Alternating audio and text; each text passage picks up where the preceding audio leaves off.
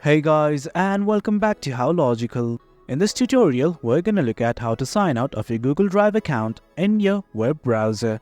Now let's begin. Initially, as you can see, I have already logged into my account. In case you have not, do log in. But right now, we're only gonna focus on how to sign out. At the top right section of the screen, right next to the gear-like icon and the Google Apps, you'll see a profile picture. Simply click on it. And right here, as you can see, there are multiple options such as manage your Google account, simply add another account, and at the very end, you will see a button like this that says sign out of all accounts.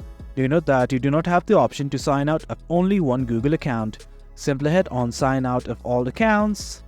And as you can see, I have been logged out of my Google account, or namely Google Drive. And guys, that is it. That's how we log out of your Google Drive. It is quite easy. Hope you guys found this video informative, and for more content like this, do remember to hit like, share and subscribe. Your support fuels us. Until next time, thank you.